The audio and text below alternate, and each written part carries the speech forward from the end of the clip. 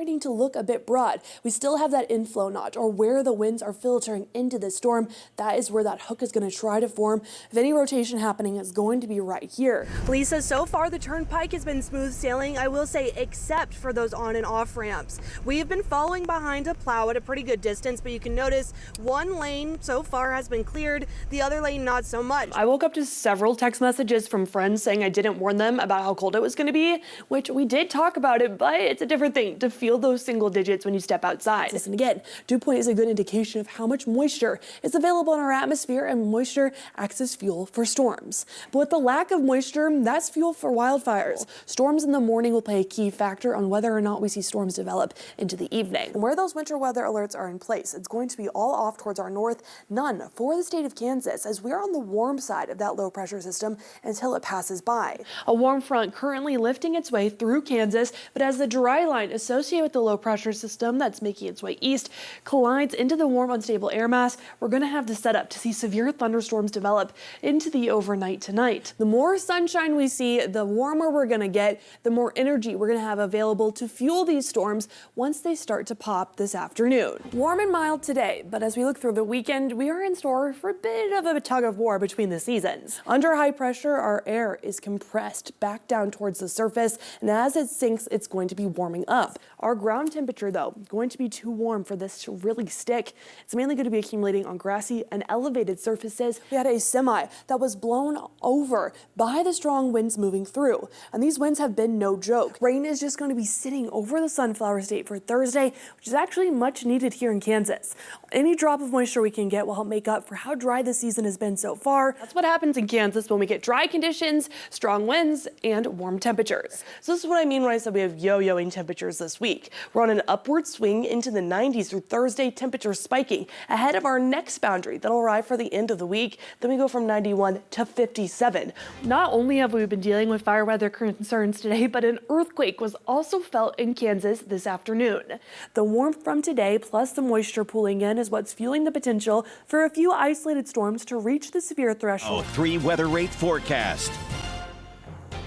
We're monitoring the potential for all forms of severe weather across the Sunflower State today. A moderate risk has been issued for a large portion of the region. This includes Salina, Hutch, Wichita, Emporia, Manhattan, Topeka, back into Kingman County, as well as portions of Stafford County also going to be included. Now, damaging winds, large hail up to the size of baseballs, and tornadoes all going to be possible today. Not everyone is going to see severe weather, but a large chunk of us have the possibility of seeing it as all the ingredients are coming together across the state. The reason that central and eastern Kansas are at a higher risk, whereas western Kansas isn't, that's because of where our boundary has lined up. This is the same low pressure system that brought storms into the region last night. It's just been lingering, hanging out. In fact, this boundary now stationary across parts of northern Kansas. We're also starting to see some storms flare up in portions of north central Kansas, but I want to talk about the dry line that is associated with this boundary. It's going to try to sweep into the state today. It's dividing the warmer air with the more moisture from the warmer, drier air out across western Kansas. But as this boundary starts to make its way into central Kansas, it's going to be colliding with the warm, unstable air mass overhead, and storms will be able to quickly strengthen and become severe. In fact, if we look at the last 15 minutes here on this loop of storms that are starting to flare up in portions of north central Kansas, we're seeing them already start to take on some areas of energy here, starting to produce some showers near Beloit. As these storms make their way off towards the north, they're going to intensify. But just in the last 15 minutes, these have already started to bubble up and become a little bit stronger in terms of the rain coming down. That's going to be the case for any storm that forms today. We're also starting to see more sunshine break out across parts of Kansas. Southwest Kansas, plenty of sun to go around, but we're now seeing the cloud cover break up across central portions of the state. That's not going to be a great thing in terms of our severe weather threat. It's going to allow for us to warm up even more today, for more energy to build over central Kansas, and that's just one of the ingredients that storms like. They like warmth, they like moisture, and they like something coming in and mixing things up. That's going to be the cold front arriving, but the warmth is going to help our air rise, help that lifting in our atmosphere as temperatures warming into the 80s already for much of central Kansas. We're at 73 closer to that cold front in Dodge City, 47 behind it in Colby.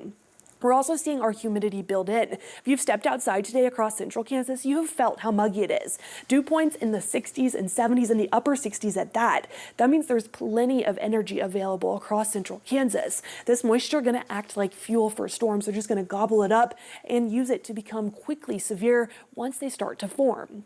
But on the backside of that, where our dew points are on the lower end, it's a lot drier. We have heightened fire weather concerns across southwest Kansas with fire weather warnings in place through 9 p.m. this evening. We've had several fires burning already across Meade and Clark counties, so please don't be the spark that starts any more today, as we are going to be seeing that high potential through this afternoon and evening. But tracking out our storm chances, I think this model is doing a great job. It's starting to pick up on those storms that are already forming across portions of north central Kansas. So as we step forward, we'll see that become a little bit more and stretch back along the cold front. By 4 p.m., storms are going to be more isolated. See how they're not quite on top of each other? They have plenty of room to breathe. They're not fighting each other for resources. They have plenty of elbow room to start to produce strong to severe weather. Now, these storms are going to stay more discreet, more isolated, though they are going to try to line up some. We are still going to see that strong severe potential through about 5 p.m. as storms begin to line up along the cold front. Still, all forms of severe weather possible, baseball-sized hail, 80-mile-per-hour winds, and strong tornadoes all going to be a concern. By 7 p.m., we continue to see this line push a bit more to the east.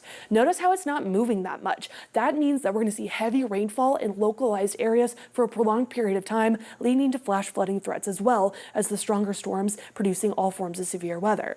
By 9 p.m., storms lining up right along the turnpike, starting to track off towards the east by about 11 p.m., still seeing that severe potential into the overnight into early Tuesday morning. So please stay weather aware all the way through the early morning hours on Tuesday. But as that cold front clears, we're going to be cooling off as we look towards at least the middle of the week into the 60s. We do see rain chances returning for the weekend, but those are going to be more of a beneficial rain, bringing in some much needed moisture.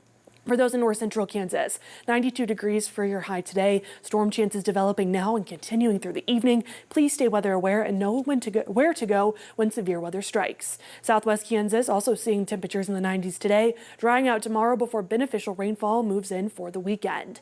Northwest Kansas, a few spottier showers possible as wraparound moisture moves through. Drier though with temperatures already in the 60s for our highs, keeping the 60s around as more rain moves in for Wednesday, Thursday, and Friday. Keep it here. We'll be right back after the break.